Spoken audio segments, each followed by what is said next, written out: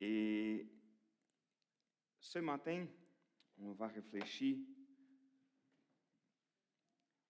sur un texte que ce n'est pas le texte qu'on aime beaucoup d'en parler.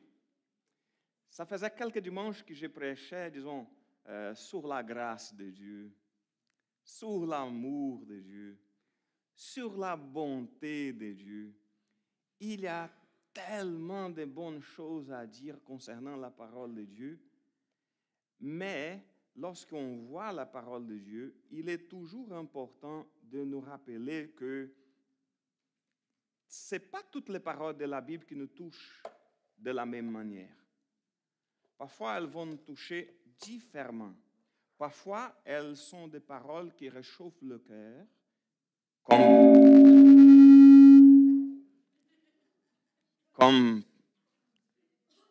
comme par exemple, ça marche, non?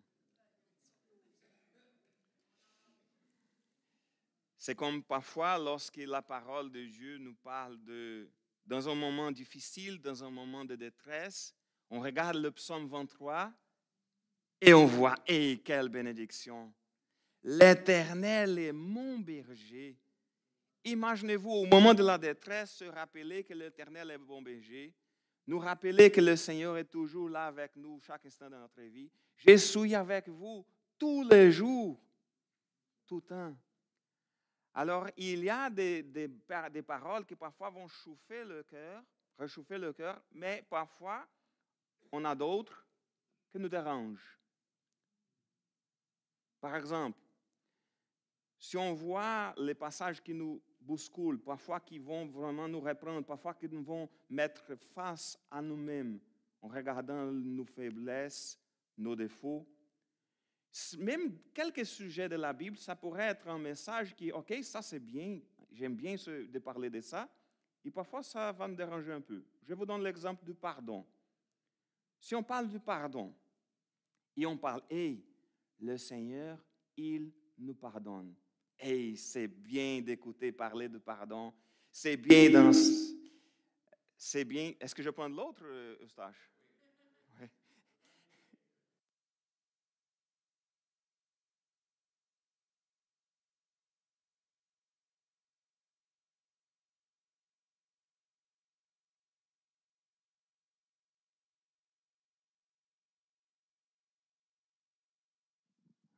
Ah. Au moins, il a bien marché pendant que je présentais Francesca parce que ça ne marchait pas de prendre le bébé et le micro en même temps. Mais ce qu'on voit ici, c'est que parfois, comme je disais tantôt, le problème du pardon. Alors, si on a blessé quelqu'un et on dit, il faut pardonner, on dit, ouais, cette personne-là, elle devrait me pardonner. Par contre, si c'était à nous, si c'était nous autres qui étaient blessés, lorsqu'on doit pardonner les autres, lorsqu'on est de l'autre côté de la médaille, ça c'est une autre histoire. Parfois, là, c'est difficile de parler du pardon. Ou encore, même le commandement de honorer ton père et ta mère. Pendant qu'on est des parents, c'est bien de regarder les enfants. Honore ton père et ta mère. La parole de Dieu l'a dit.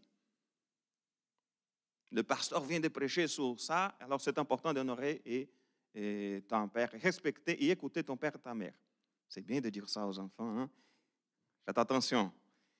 Par contre, si on est de l'autre côté encore de la médaille, nous sommes les enfants qui ont une relation difficile avec leurs parents, ce verset pourrait être un vrai défi, peut devenir un vrai défi. Alors ça, c'est la richesse et en même temps la force de la parole de Dieu, c'est qu'elle nous forme. Elle parle des choses qui nous réchauffent le cœur et d'autres choses qui nous dérangent, qui on dit c'est difficile de regarder ça. Mais comme l'apôtre Paul a dit à Timothée, il a dit que toute écriture est inspirée de Dieu et utile pour enseigner, pour convaincre, pour corriger, pour instruire dans la justice. Alors, il y a plein de choses que la parole de Dieu nous apporte. Elle nous enseigne, mais aussi elle nous corrige. Et c'est ça qu'elle fait dans le passage qu'on va étudier ce matin. J'avais oublié de mentionner, Alexandre, on va utiliser la version de seconde 21 dans la prédication de ce matin. Et parce que Jacques ici, il aborde un sujet qui nous concerne tous, c'est parfois notre tendance à juger les autres. Et en général, à parler des autres, à juger les autres, en général, on ne pense pas qu'on le fait. On pense que les autres le font contre nous, vont nous juger, mais on ne pense pas. Honnêtement, il nous arrive tous de parler des autres. Parfois, même sans mauvaise intention. Mais on commente, on critique, on juge. Et souvent, on trouve même des bonnes raisons pour le faire. Hey, mais j'ai dit ça parce que c'est vrai. Est-ce que ça vous avez déjà entendu ça? J'ai dit ça parce que c'est vrai. Parfois, est-ce que c'est vraiment ça? Parfois, on dit, je veux seulement que la personne change, je vais aider la personne à changer. Mais il a toujours la bonne façon de le faire. Parce que je suis déçu de son attitude, j'ai le droit de juger cette personne-là.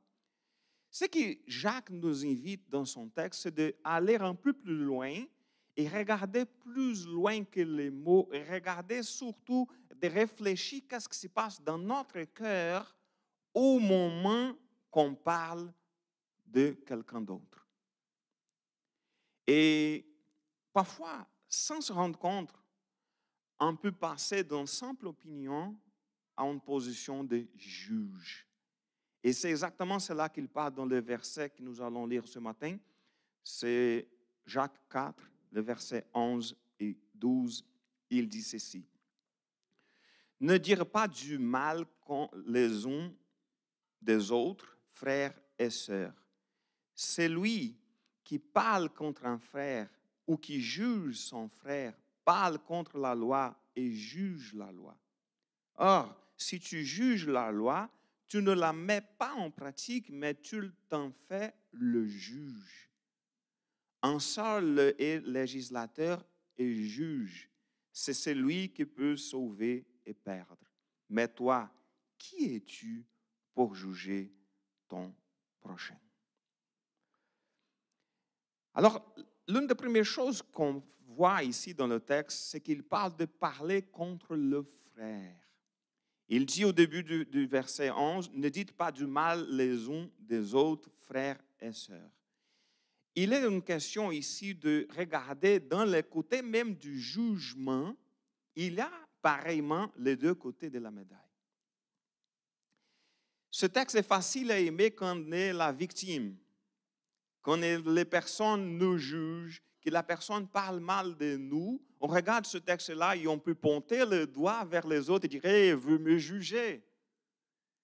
Mais lorsqu'on fait cela, on fait exactement la même chose là que le texte condamne. On juge pour dire que les gens nous jugent. Et ce texte, c'est pas mal bon d'écouter lorsqu'on est jugé pour dire hey, arrêtez de faire ça. Regarde, qu'est-ce que le texte dit? Ce n'est pas ce qu'Édouard doit dire, c'est que le texte dit qui es-tu pour juger ton prochain? Mais c'est quand nous jugeons les autres, et souvent, sans même nous rendre compte, ce passage vient de beaucoup plus difficile à comprendre, à écouter. Et juste une petite parenthèse dans cette question-là, savez-vous pourquoi on n'aime pas du tout et pourquoi on devient fâché lorsqu'on nous juge? À cause de notre orgueil.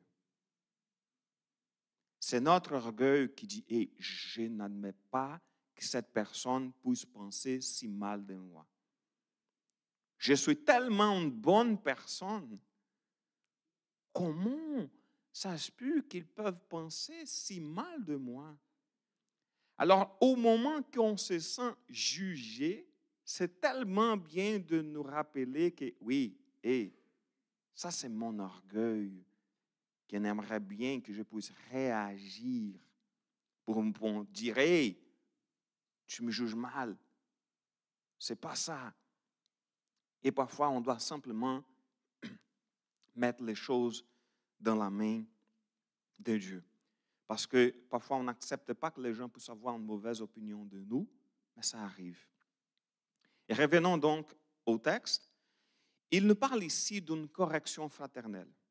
Disons, parce que le Seigneur, il nous dit de le faire. Si vous voyez un frère, une sœur à l'église qui a des attitudes qui ne correspondent pas à la parole de Dieu, la parole de Dieu nous demande d'aller vers la personne avec amour pour lui dire, « Hey, écoutez, j'aimerais bien parler avec toi.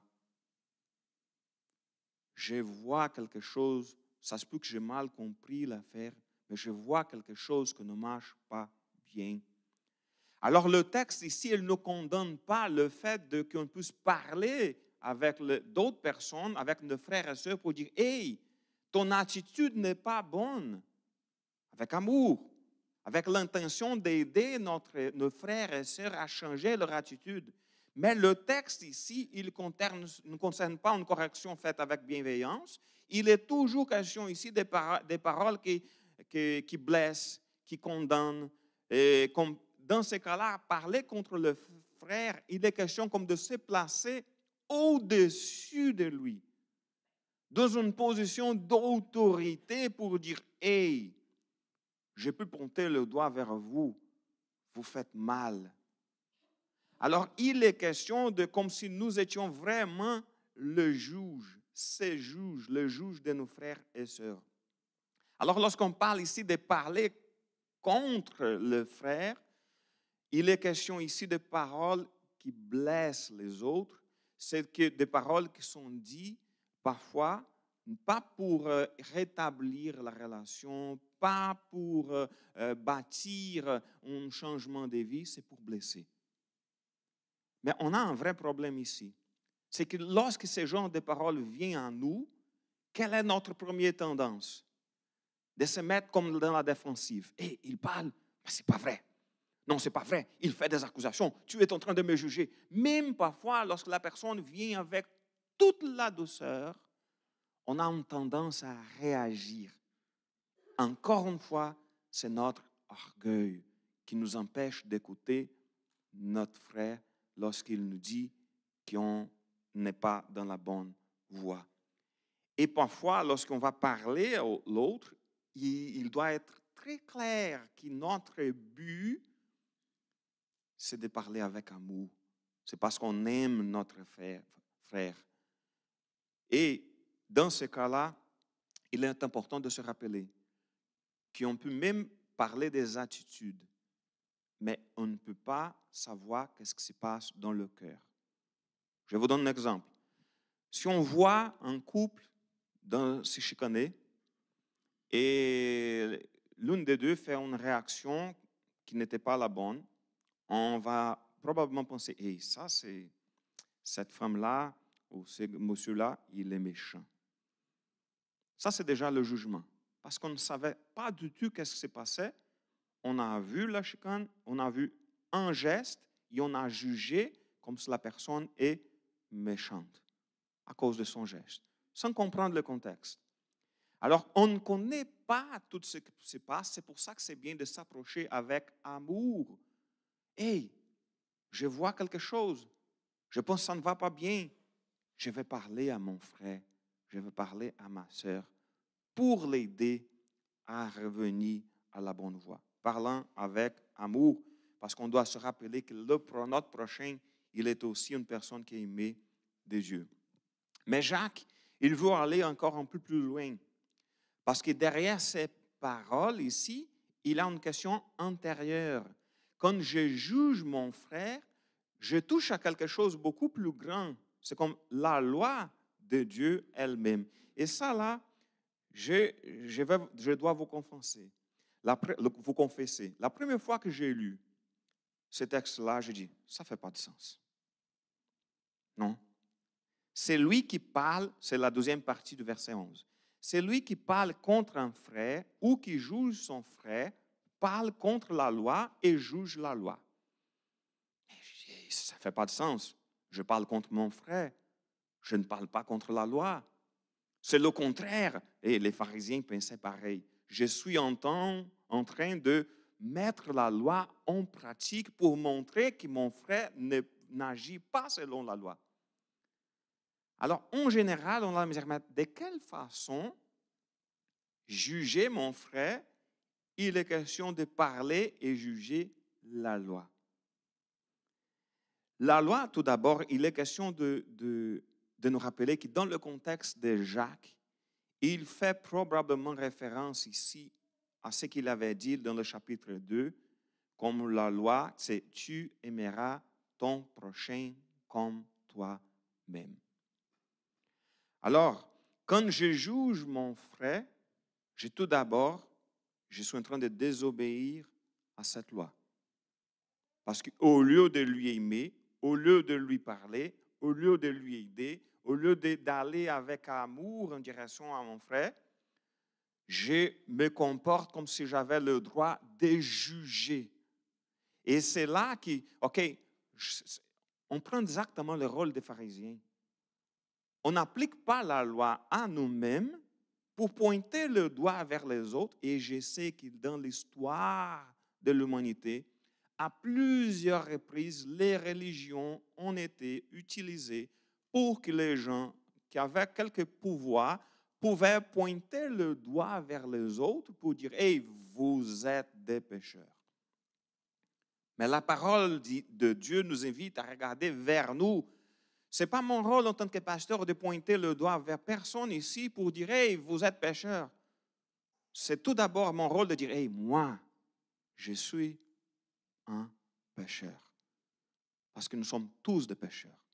Alors, on est là pour s'entraider, pour grandir ensemble, pour se repentir, pour marcher ensemble, pour aider les uns les autres à grandir dans la foi, à aller plus loin.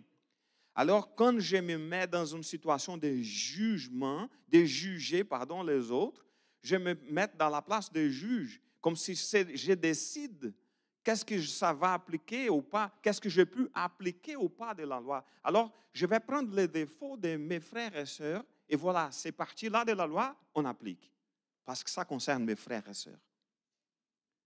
Mais les choses qui s'appliquent à ma vie, non, cette partie-là, on oublie cette partie-là de la loi, on va chercher jusqu'à appliquer les autres parties parce que les autres parties concernent les autres. Bref, c'est ça qu'on dit.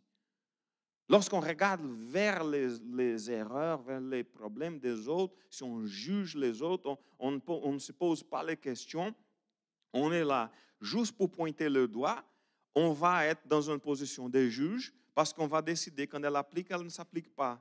Alors quand Jacques, il parle de juger la loi, il ne veut pas dire qu'on va critiquer la loi. Il ne veut pas dire qu'on va directement dire « Ah, cette loi-là n'est pas bonne ». Ce n'est pas ça. On ne dit jamais ça. C'est plus dans le sens que notre désobéissance envers les choses sont les plus importantes, c'est d'aimer le Seigneur et aimer notre prochain. Lorsque notre désobéissance exprime un jugement implicite. Les choses qui me concernent, ça, ce n'est pas important. Les choses qui concernent les autres, il faut bien appliquer la loi. Bref, c'est ça qu'on fait lorsqu'on juge quelqu'un. Et autrement dit, quand j'ai choisi de ne pas obéir à la loi de Dieu et je me comporte comme si ma manière de voir les choses était meilleure que les siennes, que la façon que Dieu le veut. C'est comme, écoutez, si je prends la décision d'appliquer juste quelques parties de la loi, je suis en train de juger la loi pour dire qu'est-ce qui est bon, qu'est-ce qui n'est pas bon.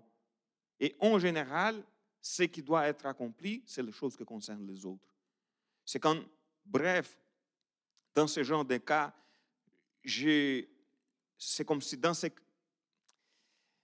Toujours compliqué d'établir le lien, mais c'est comme, je ne le dis peut-être pas avec des mots, mais mes actions, elles disent, dans ces cas précis, je sais mieux que Dieu ce qu'il faut faire. Je sais mieux que le Seigneur.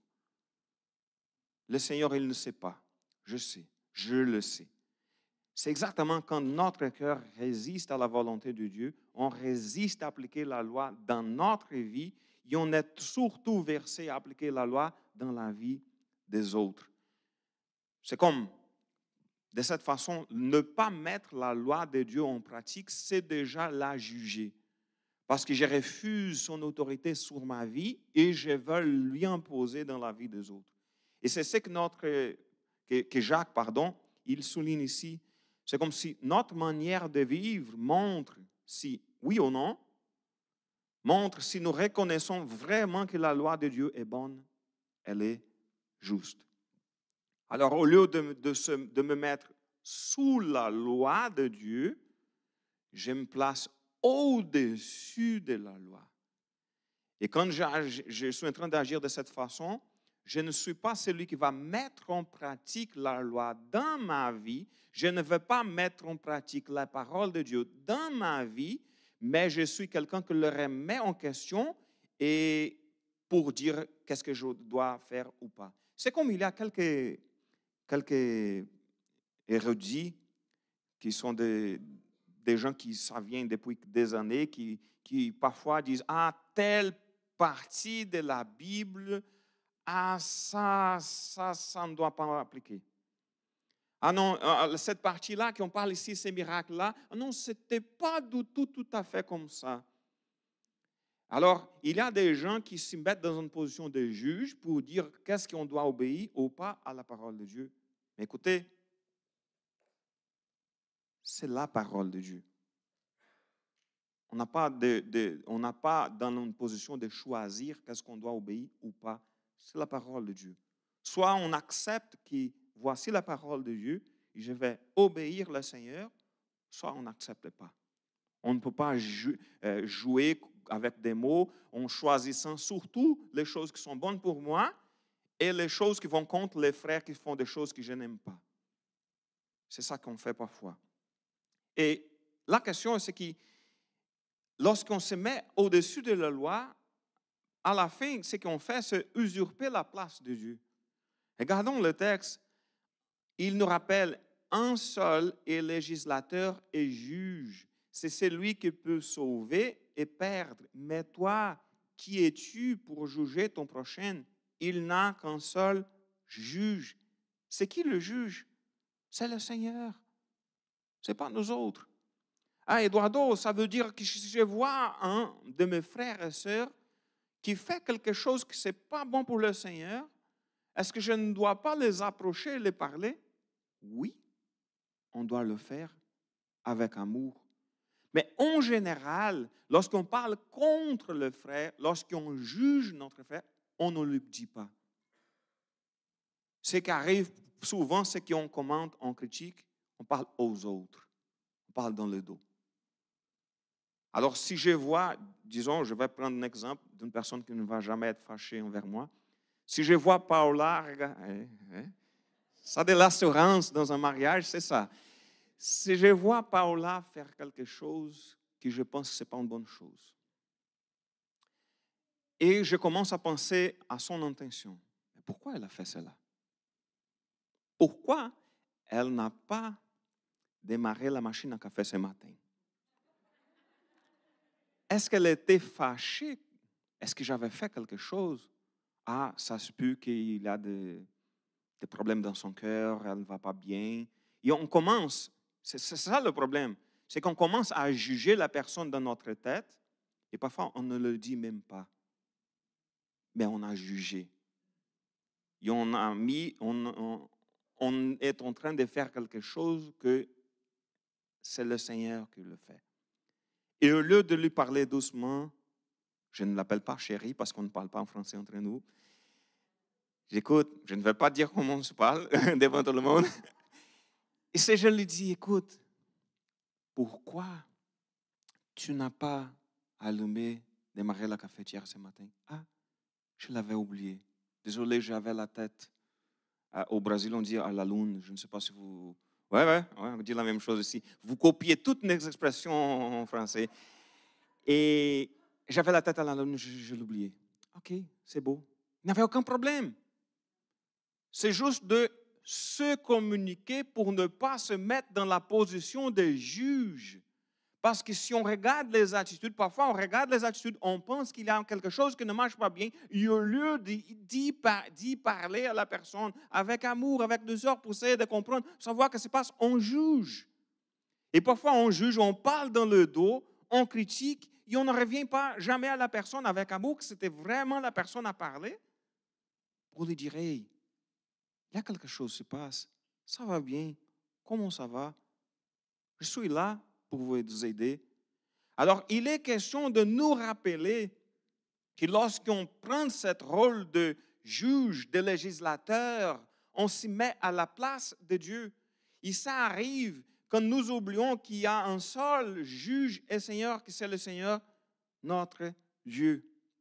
C'est lui c'est lui qui nous a donné la loi. Et c'est lui seul qui a le pouvoir de sauver ou de condamner les gens. On n'a pas le droit de condamner personne.